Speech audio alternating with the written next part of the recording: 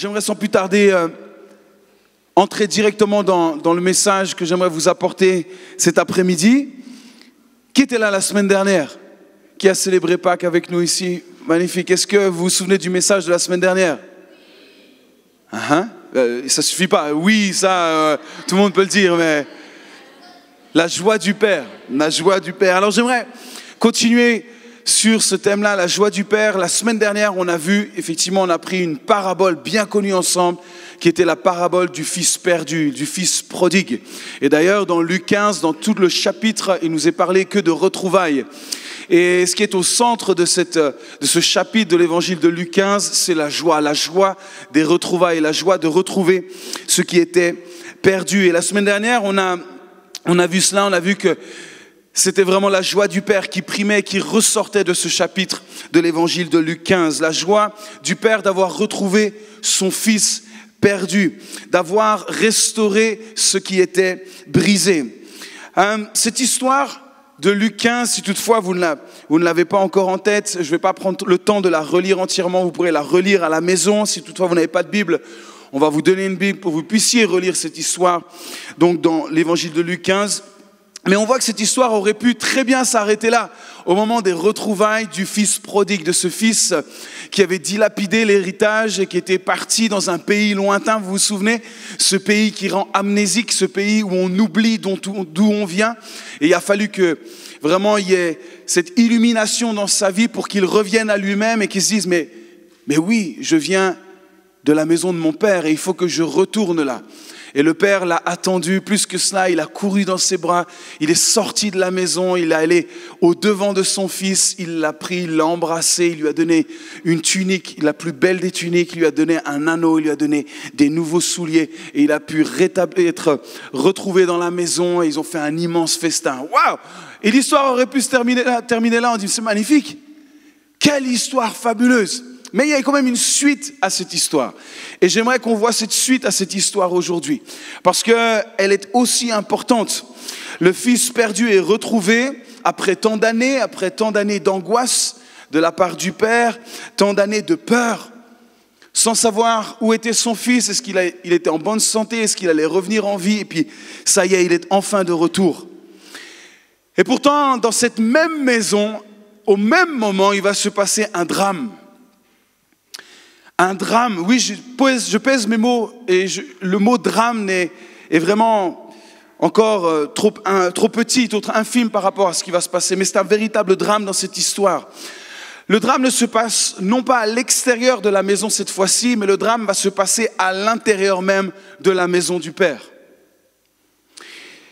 Le fils prodigue, le fils perdu, avait un frère aîné qui lui aussi n'avait pas vu son petit frère depuis des années, qui lui aussi ne savait pas si son petit frère était encore vivant, qui lui aussi ne savait pas s'il reverrait un jour son petit frère après toutes ces années. Mais lui aussi voit son petit frère, en tout cas il apprend que son petit frère est revenu à la maison. Et on pourrait se dire mais c'est normal que lui aussi vive cette fête comme un grand frère qui retrouve son petit frère après tant d'années. Mais l'histoire nous dit que c'est possible que même le grand frère puisse vivre les choses autrement. Ce grand frère va nous montrer que c'est possible d'être dans la même maison, d'avoir vécu, d'avoir grandi dans cette même maison, et pourtant, sans connaître le véritable cœur de la maison, sans connaître véritablement ce qui fait partie de la maison, la joie de la maison. Cela ne va pas se révéler dans un moment de difficulté, pas dans un moment d'épreuve, pas dans un moment difficile, mais le drame va se passer dans un moment de joie. C'est quand même bizarre, n'est-ce pas, qu'un drame se passe au moment où il y a la fête. On pourrait se dire dans un moment difficile, dans un moment déprimant, un moment, il peut se passer des choses qu'on ne maîtrise pas, nos émotions, on les contrôle pas forcément. Mais dans un moment de joie, dans un moment d'euphorie, mettez-vous à la place de ce grand frère qui retrouve son petit frère après tant d'années. Comment est-ce possible, dans la même maison, son petit frère, rentrant après des années, il n'est pas possible qu'il se réjouisse. C'est un véritable drame. C'est un drame familial, c'est un drame personnel pour ce grand frère. C'est vrai que c'est difficilement compréhensible qu'on ne puisse pas se réjouir d'un tel événement. Et pourtant, cette histoire nous révèle que oui, c'est possible. C'est possible qu'un grand frère ne puisse se réjouir d'un tel fait. Le frère, qu'est-ce qui se passe? Il nous est dit, le frère aîné revient des champs. Il revient de son travail, certainement épuisé de sa journée. Et là, en rentrant des champs, il entend de la musique dans la maison. Il dit, mais qu'est-ce qui se passe? Ça fait longtemps qu'il n'y a pas eu de musique à la maison. Il y a de la musique, il entend qu'il se passe quelque chose, il y a la fête, il voit que ça danse, il y a quelque chose qui se dégage de la maison. Il y a du mouvement, il y a de l'agitation dans la maison du Père comme il n'y en a pas eu depuis longtemps. Alors, au lieu de rentrer dans la maison, il va appeler un des serviteurs. Il va dire, qu'est-ce qui se passe là? Qu'est-ce qui se passe chez nous? Et le serviteur va dire, mais ton frère, ton petit frère est de retour. Ton petit frère est de retour. C'est juste incroyable. Il est arrivé il y a juste quelques minutes. C'est juste fabuleux. Ton petit frère est rentré à la maison. Alors ton père, il a tué le veau gras, il lui a donné des nouveaux vêtements. Et là, on est en train de faire la fête. Tous ensemble, viens faire la fête avec nous. Et là, on pourrait se dire, mais oui, c'est normal, le grand frère va vouloir se joindre à cette fête, lui-même courir dans les bras de son petit frère. Et pourtant, rien de tout cela. Le frère, il nous est dit, dans Luc 15, il nous est dit que le frère va se mettre en colère. Incroyable! Comment c'est possible de se mettre en colère dans une telle situation, dans un tel moment émouvant? Si vous est jamais arrivé de revoir une de ces histoires à la télévision et vous avez la petite larme qui coule comme ça sur le coin de l'œil, vous n'êtes pas humain, vous. Ça m'est déjà arrivé dans une vieille émission pourrie et vous regardez, puis soudainement vous voyez deux personnes qui ne se sont pas vues depuis longtemps, qui se retrouvent. Ça vous touche quand même, mais vous ne les connaissez pas, ce n'est pas vos frères, ce n'est pas vos sœurs. Peut-être même c'est un montage à la télévision, mais pourtant, juste l'idée de se dire que ces personnes se retrouvent après tant d'années, c'est juste magnifique, c'est beau. Ce n'est pas la colère qui vient à ce moment-là. Et pourtant, son propre frère va vivre un instant de colère intense dans ce moment-là. Il ne va même pas vouloir rentrer dans la maison. C'est possible ça? De ne pas vouloir rentrer dans la maison, sachant que son petit frère est là, dans sa maison. En fait, il est en train de dire, mais mon père est devenu fou. Il est devenu fou, qu'est-ce qu'il est en train de faire? Pourquoi tout ça pour mon petit frère? Et puis, dans cette même histoire, on voit que le père, ne voyant pas son fils aîné dans la fête, il dit, mais il est où le grand? Pourtant, il est rentré des champs normalement. Qu'est-ce qu'il fait là? Qu'est-ce qui se passe? Qu'est-ce que va faire le père? Est-ce qu'il va lui dire, c'est pas grave, continuons à faire la fête sans lui? Non! Le père aurait pu ne rien faire, mais il va sortir une deuxième fois, parce qu'il est sorti chercher le fils prodigue. Mais là, il va sortir aussi de la maison pour aller chercher le fils aîné. Il va sortir de la maison pour aller chercher. Ce même père qui a couru à la rencontre de ce fils prodigue, pécheur, va maintenant aussi sortir et courir chercher son autre fils, faisant partie de la maison. Pourquoi? Pour le supplier d'entrer pour prendre part à la fête. Et ça me touche aujourd'hui. Et c'est ça que j'aimerais mettre en avant aujourd'hui dans le message. C'est ce cœur du Père. Pourquoi? Parce que cette parabole n'est pas la parabole du fils prodigue, c'est la parabole du Père qui est plein de joie et plein d'amour pour ses fils. Et là, il va courir, il va dire, fils, rentre, viens fêter avec nous. Ton frangin est rentré, c'est juste extraordinaire. Il va sortir à nouveau. Ça, c'est la beauté de cette histoire. Vous savez, notre Dieu, notre Père, celui que nous avons loué il y a juste quelques minutes, celui que nous célébrons de tout notre cœur, que nous aimons, que nous suivons, ce Père ne cherche pas à ce qu'on le supplie de nous laisser entrer. Dieu n'attend pas que tu le supplies, que tu dis, laisse-moi entrer s'il te plaît. S'il te plaît, fais-moi entrer dans ta maison. Dieu n'attend pas ça. Dieu n'attend pas tes supplications. Mais il est le premier à venir nous chercher. Et à nous supplier de dire, mais viens, rentre à la maison. Viens te réjouir avec nous. Viens faire la fête avec nous. Viens manger avec nous. Viens danser avec nous. Il est celui qui fera toujours le premier pas pour venir te chercher. Ça, c'est le cœur de notre Père. C'est le cœur de cette histoire de ce Père qui est parti chercher le fils prodigue et celui qui est parti chercher même celui qui était dans la maison, mais qui ne faisait pas vraiment partie de la maison. C'est cette beauté que j'aimerais mettre en avant cet après-midi. La beauté du cœur de notre Père, qui est pas lassé, qui n'est pas fatigué de nous supplier de revenir à la maison, prendre part à la fête, prendre part au repas qui est là, au festin, aux danses, à la joie, au rire. Ça, c'est le cœur de notre Père.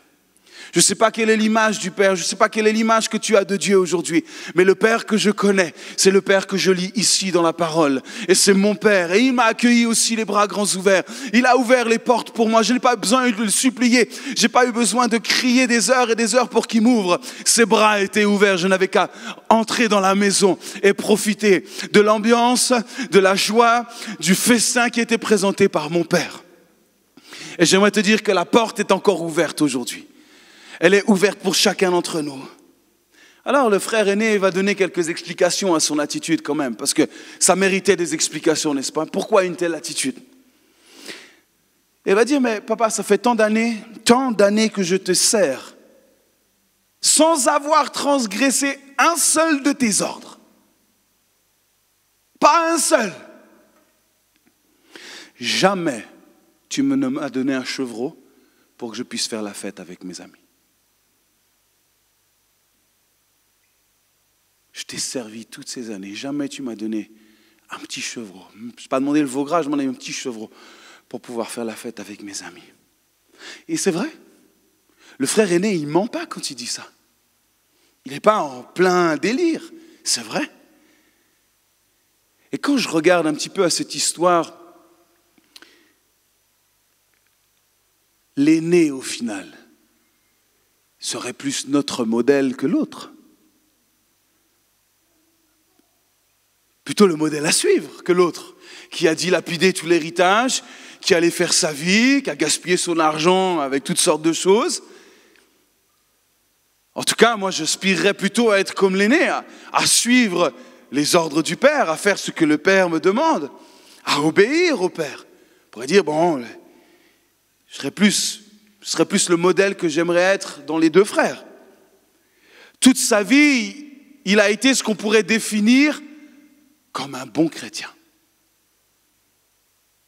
Il a été comme un bon chrétien. Il n'a pas mené de double vie. Il a servi son père et il a bien fait de le faire. Il n'a jamais, lui, donné d'angoisse à son père. Alors que l'autre, combien d'années d'angoisse il l'a fait vivre? Le grand frère n'a jamais donné souci au père. Il est irréprochable. Jusqu'à ce que cet événement révèle quelque chose au fond de son cœur. Jusqu'à ce que cette histoire fasse remonter à la surface ce qui l'animait véritablement. Sa réaction, en fait, qu'on ne comprend peut-être pas nous aujourd'hui, ou peut-être un petit peu quand même.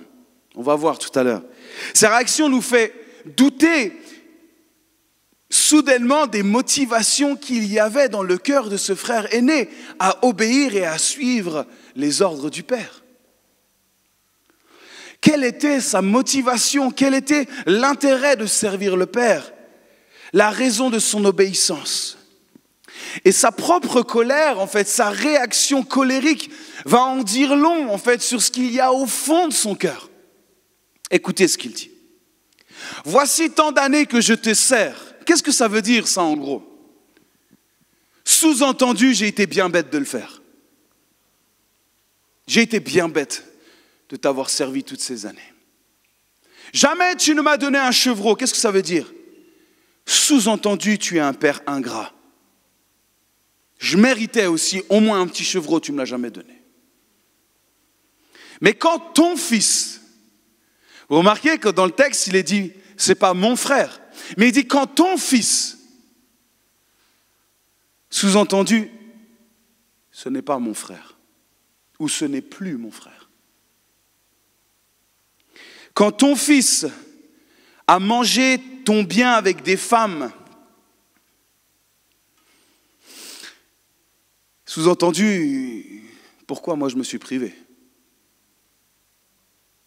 C'est ça que ça veut dire. Pourquoi moi je me suis privé de vivre ça alors? Tu as tué le veau gras et tu lui as donné une magnifique fête, un festin. Sous-entendu, quel gaspillage. Et puis, quel esprit mondain. Comment on peut faire la fête comme ça? Ça, c'est ce que la colère de ce frère va faire remonter à la surface. La véritable nature du frère va se révéler dans ce moment-là. À un moment où on ne l'attend pas, un moment insoupçonnable, soudainement le fond du cœur de ce grand frère va remonter à la surface comme quelque chose d'inévitable. Waouh! Le fils aîné, qu'est-ce qu'il nous est dit ici? Il n'a rien compris. Il n'a pas saisi l'état d'esprit de la maison. Il n'a pas compris qui était véritablement son père. Et il n'a pas compris véritablement qui il était lui. Le juste, le bon chrétien, celui qui sert le Père, qui obéit, au final, n'a pas compris la justice de Dieu. Pourtant, il était assidu. Pourtant, il a toujours obéi. Mais il n'a pas compris la justice de Dieu. Il ne vit pas la justice de Dieu. Sa colère révèle ce qui est au fond de lui. Tout remonte. La convoitise, la jalousie, l'envie, l'avarice, la dureté du cœur et l'esprit de jugement. C'est ça qui va sortir à ce moment-là de ce frère aîné. La haine, c'est une haine envers son frère et une haine envers son père. On se dit, mais comment c'est possible? Humainement même, on se dit, mais même dans le monde, les choses comme ça n'existent pas. Tu n'as pas vu ton frère depuis des années, forcément tu vas te réjouir, tu vas le prendre dans tes bras et tu te dis, mais je suis tellement heureux de te retrouver. Et là, on voit que son propre frère de la même maison, pourtant celui qui semble être le juste au final, semble être le pire.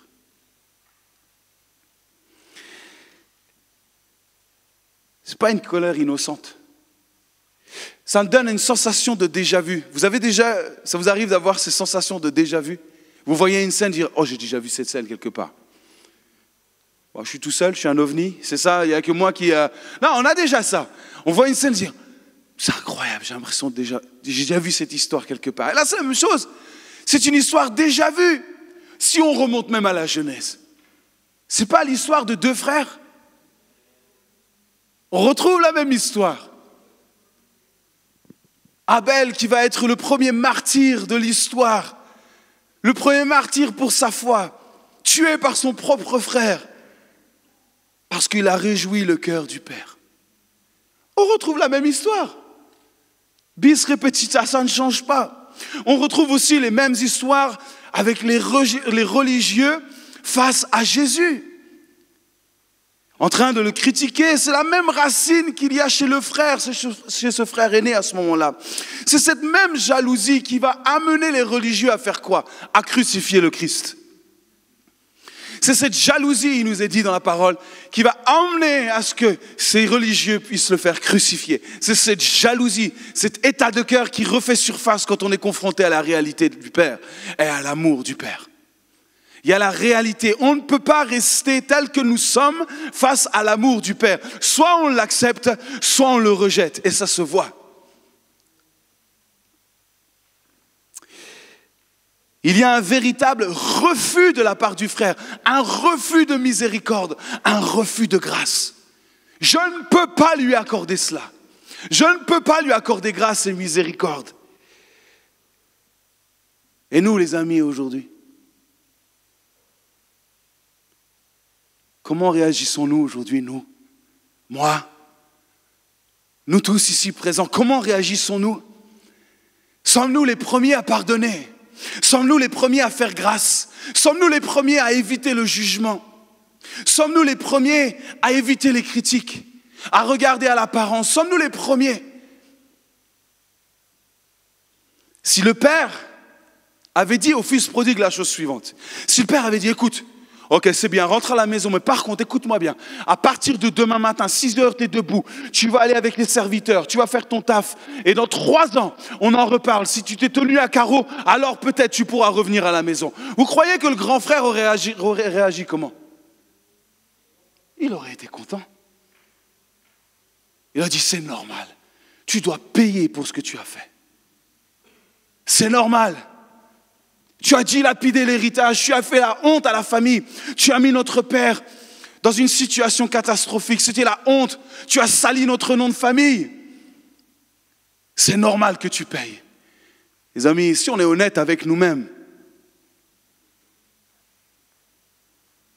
quelle est la première pensée qui vient quand un fils prodigue rentre à la maison? Un de ceux que vous connaissez, que vous avez déjà croisé, dont vous connaissez la vie, vous savez ce qu'il a fait à l'extérieur. Le revoilà. Ah, te revoilà, toi. Viens t'asseoir au fond là-bas et puis montre patte blanche pendant quelques mois, puis on verra après.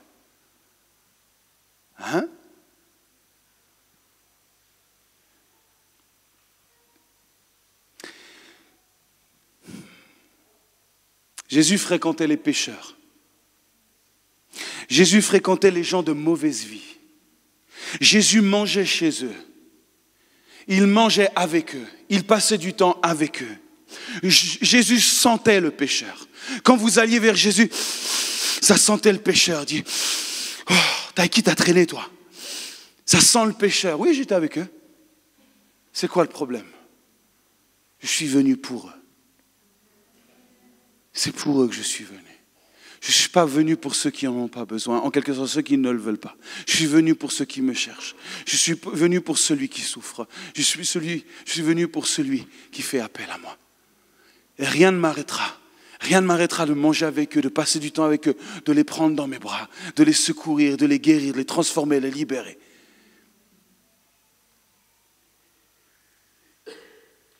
Mes amis, cette attitude du frère aîné, faisons attention à ce que jamais, et je pèse mes mots, jamais, jamais, jamais, elle ne puisse contaminer notre famille ici. Que jamais cet état d'esprit ne puisse contaminer notre famille ici, l'église SOS ici. Que nous ne puissions jamais être contaminés par cet esprit de critique, de jugement, de religiosité. Que nous puissions toujours être proches de celui qui souffre. Que nous puissions être toujours celui qui va tendre la main vers celui que tout le monde a rejeté. Que nous puissions être de ceux qui vont sortir de nos 4 murs pour aller chercher ce que personne ne veut voir. Que nous puissions être de ceux-là. Attention à ne pas faire partie de ceux qui sont trop sages, trop justes, trop purs. Attention à cela, soyons vigilants. Mais nous servons fidèlement, continuons à représenter la maison, l'esprit de la maison. Ce frère servait fidèlement, jamais en retard, toujours prêt à l'effort de plus. On est là à toutes les rencontres, on est là à toutes les réunions. Réunion de prière, je suis là. Résistance, je suis là. Groupe de vie, je suis là. Boost à 3 heures, je suis là. Je suis toujours là. Ce n'est pas parce que tu es toujours là et qu'un autre vient qui lui n'est pas toujours là, qu'il n'est pas aimé comme toi. Il est aimé de la même manière. Et au contraire, si tu es toujours là, alors sois toujours prêt à l'accueillir. À lui montrer que tu l'aimes. Sois toujours premier à sortir de là où tu es et dire, viens, ça fait plaisir de te revoir à la maison. Viens, ça fait plaisir de voir ton visage. Et même si tu sais que sa vie, ce n'est pas vraiment encore tout calé, est-ce que la tienne est vraiment toute calée déjà? Hein? Nous avons tous des choses à régler, vrai ou pas? On a tous des choses, on progresse, on est tous en train de grandir, on est tous sur le chemin de la sanctification, on est tous sur le chemin, mais personne n'est arrivé aujourd'hui. Alors, ce gars qui mène la grande vie, qui vient, dont on envie parfois aussi la vie, vrai ou pas? Hein? J'aimerais bien des fois faire comme lui, faire des petits allers-retours comme ça, et puis... hein?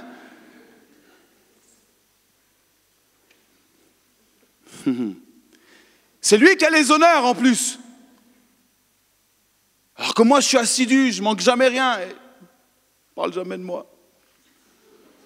Lui, il a les honneurs. On parle de lui tout le temps parce qu'il est revenu, il est revenu, il est revenu, il est revenu. Et alors? Et puis en plus, quand il partage son témoignage, il est plus intéressant que le mien. Oui, forcément. Hein? Et on est jaloux, on se dit, moi je vais aller dans le monde et comme ça j'aurai un vrai témoignage. Hein?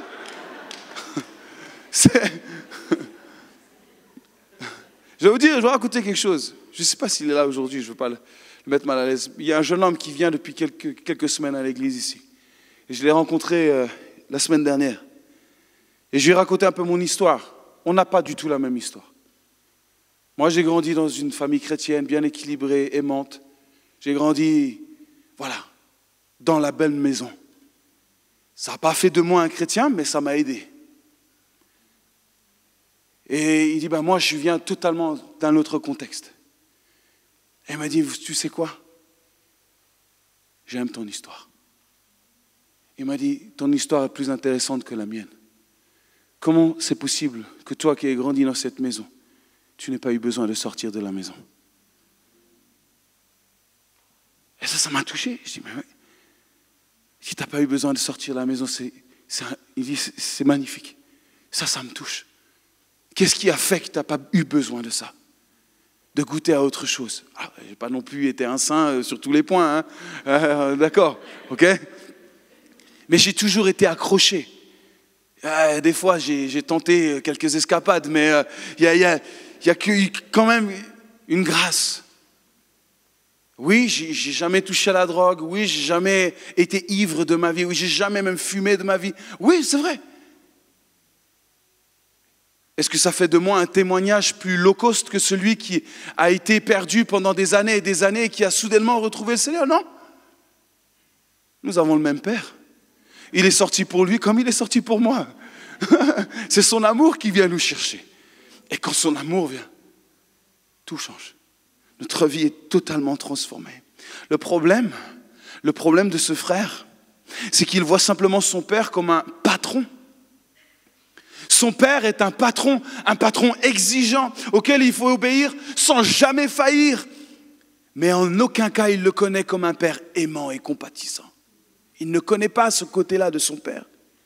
Il ne le connaît pas. Oui, Dieu est un Dieu exigeant. Oui, il est droit. Oui, il est juste. Mais son amour couvre toute faute. Son amour bannit la crainte. Qui pourrait mesurer la hauteur, la largeur, la profondeur, la hauteur de son amour? Personne. Son amour est infini, inconditionnel. Il voit son père comme un radin qui lui a jamais donné un petit chevreau pour faire la fête. En fait, c'est cette fausse notion du père qui va faire que cette racine de jalousie, cette racine de haine va provoquer son malheur dans un jour de fête. Waouh! Et puis lui, en fait, en réalité, il aspirait à d'autres choses, c'est juste qu'il n'a pas eu le courage de le faire. Il aspirait à d'autres choses, il aurait voulu vivre la vie de son petit frère, mais il n'a pas osé. Sa vie est lourde, elle est pesante. Mais dans la maison du Père, et je vais terminer les amis, dans la maison du Père, il y a une odeur, il y a un festin. Qui aime les festins? Moi j'aime quand j'arrive dans une maison, par exemple vous arrivez chez Charles et Antonella. Oh, il y a une odeur, c'est la fête. Ça fait partie de la fête. Il y a une odeur, il y a quelque chose qui se passe, il y a quelque chose qui se mijote, il y a quelque chose dans l'air, il y a quelque chose. Waouh! Ça, c'est l'odeur de la fête. Dans la maison du Père, il y a cette odeur qui est celle du pardon, qui est celle de la grâce, qui est celle du rachat, qui est celle de la miséricorde. Ça sent ça dans la maison du Père. Est-ce que c'est l'odeur que nous dégageons aujourd'hui, chers amis? Que l'église de SOS puisse toujours être une église qui dégage cette odeur de grâce. Parce que là où le péché a abondé, la grâce de Dieu a surabondé.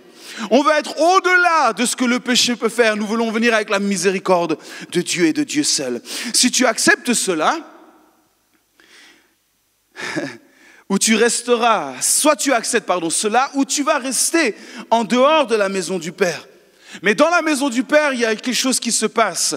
Il y a la joie, il y a les chants, il y a les danses, il y a une fête, les festivités sont là. Le royaume de Dieu, c'est la joie de voir un seul pécheur qui se repent et lui faire la plus grosse fête qu'il n'a jamais vécue.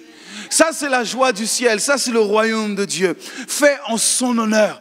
C'est pour ça que quand nous vivons des baptêmes, quand nous vivons, comme tout à l'heure, nous allons prier pour tous ceux qui veulent se repentir de leurs péchés, dire, moi, j'aimerais rencontrer ce Dieu-là. Nous allons célébrer ça. Nous allons vous faire honneur parce que nous sommes heureux de vous accueillir dans la maison. Ici, c'est la maison du Père. Il y a des chants, il y a la joie. Le Père dit, il fallait faire la fête. C'est peut-être pas une option. L'Église, écoutez-moi, ce n'est pas une option de faire la fête. Nous allons et nous devons faire la fête quand un pécheur se repent. Parce que c'est ce qui se passe là-haut, les amis. Quand un pécheur se repent, le ciel est en fête. Les anges se mettent à danser. Les anges se mettent à danser comme ils veulent, comme ils peuvent. Le Père se réjouit, le Père jubile. Le Fils le tape et dit, papa, un de plus qui est rentré à la maison. Je ne suis pas mort en vain, mais j'ai ouvert la porte. Regarde, encore un, et encore une, et encore un, et encore une, et encore un, et encore une. Et c'est la fête. Alléluia. C'est extraordinaire. Mes amis, à l'heure où je vous parle, des hommes et des femmes sont entrés dans la maison de Père.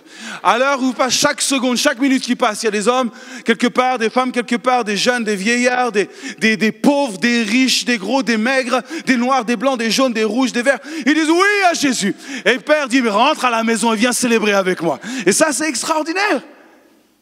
Nous devons faire la fête. Une église où il n'y a pas de fête, c'est une église morte. Une église où on ne célèbre pas la vie, alors qu'est-ce qu'on fait ?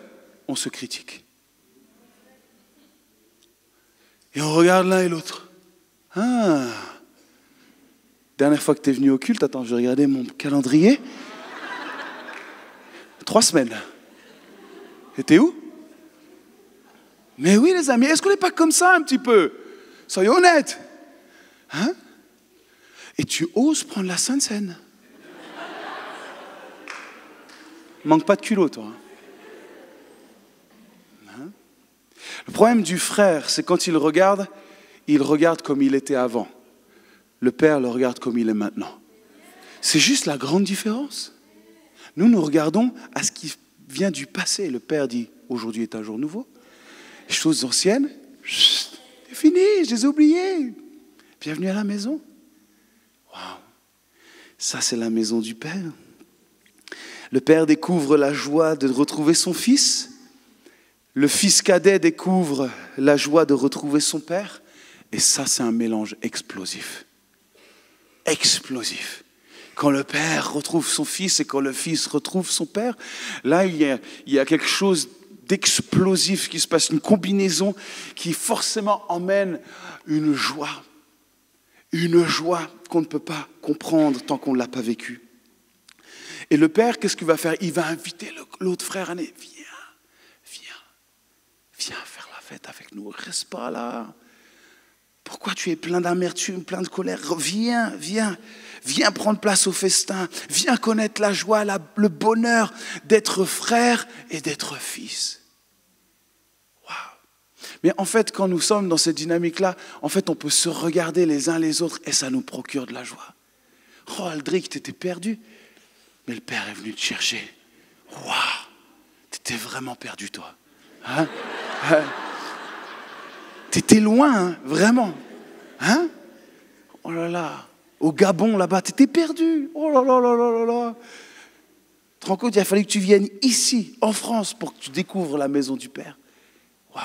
Je connais un petit peu sa vie, c'est pour ça que je me permets. Mes amis, faisons en sorte que les chants résonnent toujours. Que le peuple de Dieu danse toujours. Que nous puissions célébrer la vie. On pourrait se dire, mais pourquoi le Père a tant besoin de ressentir la joie ? Le Père, il a besoin de rien normalement. S'il est Dieu, pourquoi il a besoin de faire ce festin ? Comme si en fait il avait besoin d'exprimer sa joie en fait. Vous savez, il y a des chrétiens, ils viennent à l'église le dimanche, on a l'impression qu'ils ont mangé un pack de citrons avant d'arriver. Ils sont là, ils font...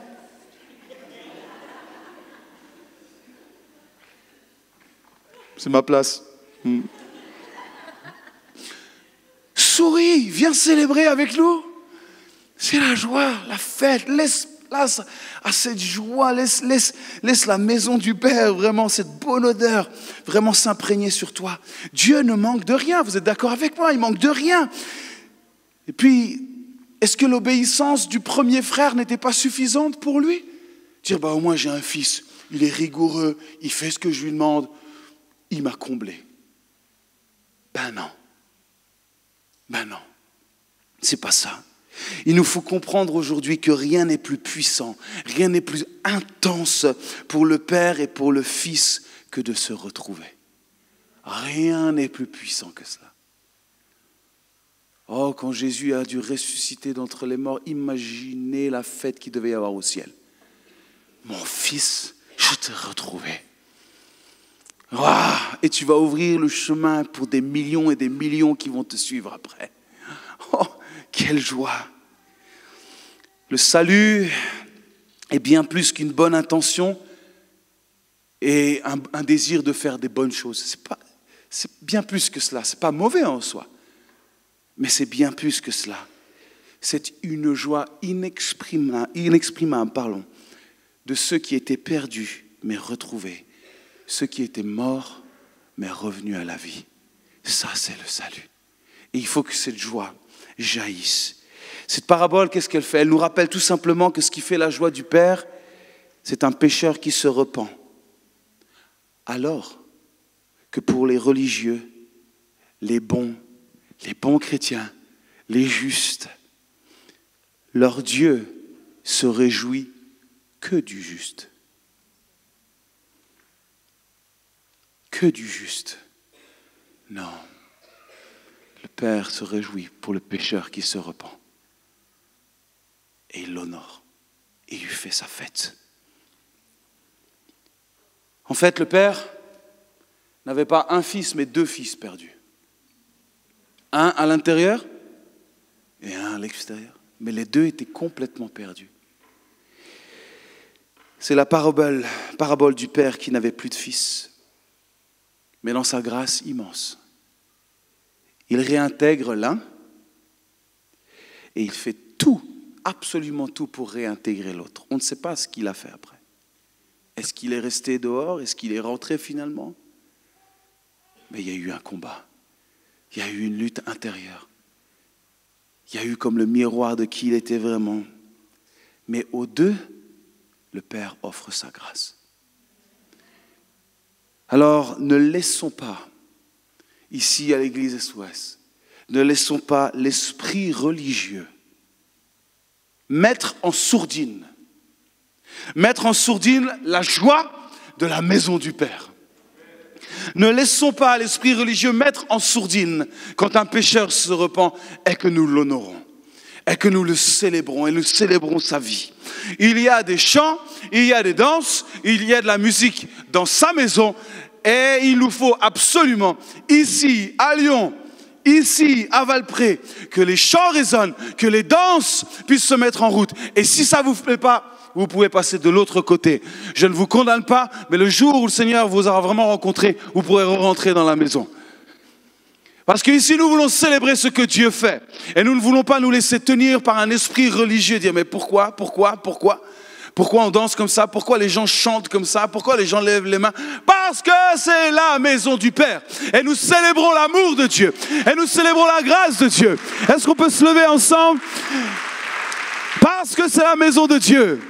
Et dans le ciel, il y a la fête. Et en aucun cas, on veut laisser l'esprit religieux, l'esprit maintenant accusateur, régner ici. Oh, on veut chanter beaucoup plus fort que l'esprit accusateur. On veut louer Dieu beaucoup plus que ceux qui le critiquent. On veut célébrer son nom de tout notre cœur, de toute notre force. C'est cela que nous voulons faire aujourd'hui. Amen.